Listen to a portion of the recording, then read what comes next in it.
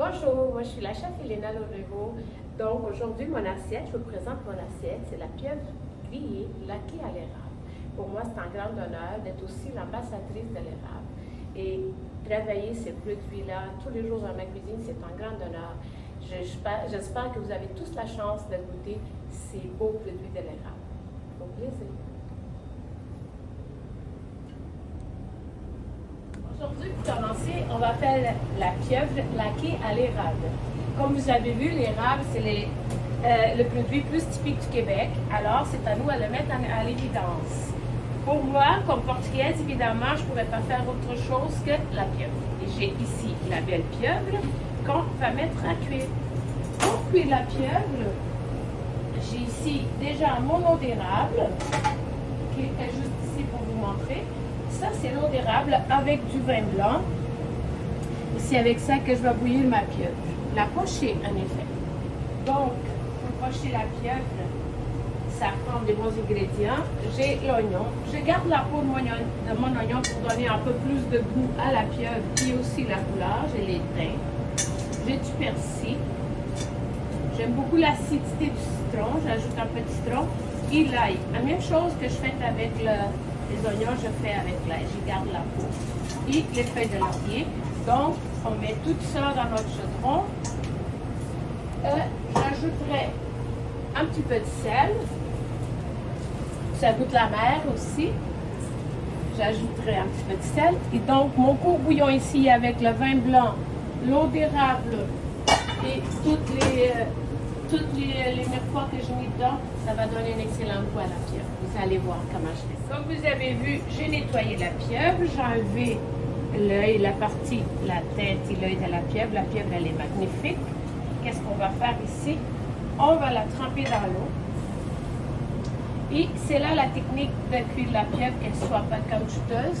C'est le chaud et le froid. Donc, je le sors de l'eau et je le remets dans l'eau. Pour pas que je me brûle. J'irai avec ma pince qui trempe vraiment dans l'eau. On la ressort encore. Comme vous voyez, les tentacules, ils commencent déjà à tourner. Ça veut dire que c'est ce chaud, froid, le choc thermique que ça fait couper le caoutchouc de la pieuvre. Ça veut dire que la pieuvre, elle ne serait plus caoutchouteuse.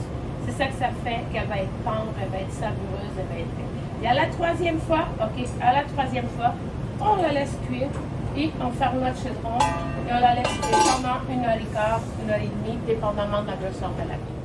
Elle va préparer la laque pour la pieuvre et pour mes légumes d'aujourd'hui. Donc, qu'est-ce que j'ai choisi? J'ai choisi le sirop, la nature. Comme vous voyez, le sirop, maintenant, il y en a 4 sortes de sirops différents. Il y a celui-là qui est le pur, il y a l'ambré, il y a le foncé et le très foncé. Évidemment, dépendamment de qu'est-ce qu'on utilise, pour faire une sauce à la viande, je préfère toujours le plus foncé. Dépendamment à quoi on l'utilise, j'aime les différentes sortes de sirop d'érable. Ici, pour faire la pieuvre laquée, je vais utiliser vraiment le pur. Donc, on fait semblant que je fais une demi-tasse de sirop d'érable, que je suis quand même généreuse parce que je suis au Québec. J'ai ici mon gingembre que je vais rafler.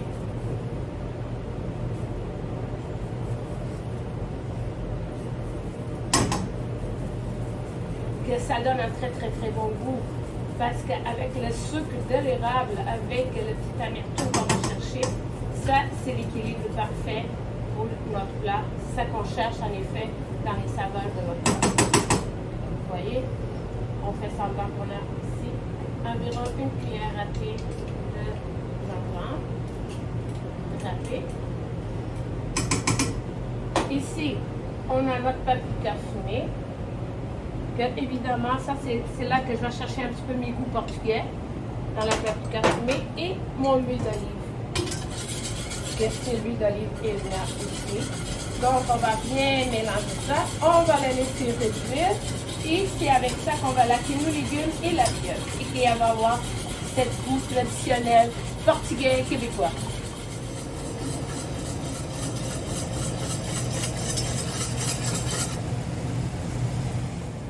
Et comme vous voyez ici, notre pieuvre, on essaye, on sent vraiment pas de pression, ça veut dire qu'elle est prête. Donc, on va la sortir et va la laisser refroidir ici.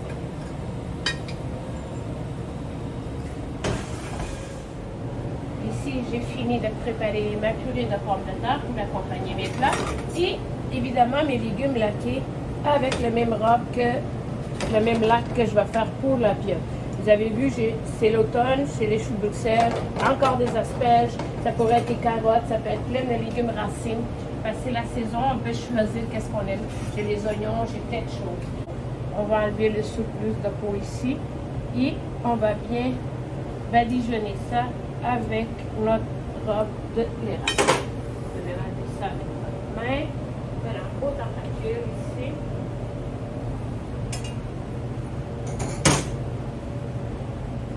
Ici, on a la robe qu'on a à l'érable qu'on a bien préparée et on va bien la badigeonner et on peut la terminer sur le barbecue un petit peu ou directement au four pour le donner un peu plus de goût.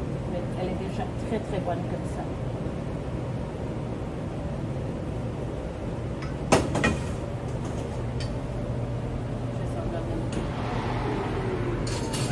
Ma pieuvre elle est prête, je suppose, et on va dresser notre assiette. J'ai bien hâte de vous montrer ma belle assiette. C'est parti.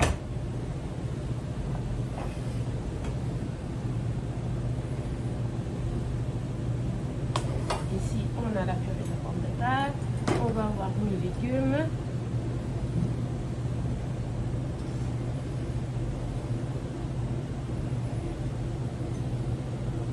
On va avoir nos choux.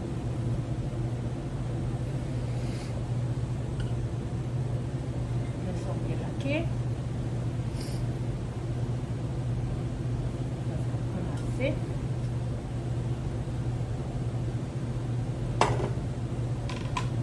On va avoir nos oignons.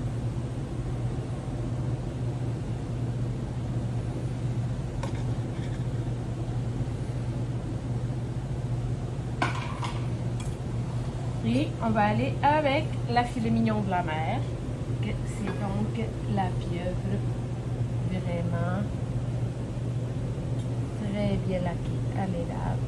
Et là, je viendrai encore. Donc, je viendrai encore chercher un petit peu plus de l'érable. Je viens terminer mon assiette. Ici, j'ai les tuiles qui ressemblent un petit peu à les feuilles de l'érable, donc à l'encre de sèche. C'est des tuiles qui sont faites avec l'encre de sèche, ça va très bien avec la pieuvre. On mettrait ici. Peut-être une troisième ici. Et on termine évidemment avec des petits bouts de persil. C'est toujours agréable de trouver le persil en bouche, ferré. C'est vraiment un des ingrédients qui est indispensable dans ma cuisine. Évidemment, ça va être ça, notre assiette de pieuvre laquée à l'érable.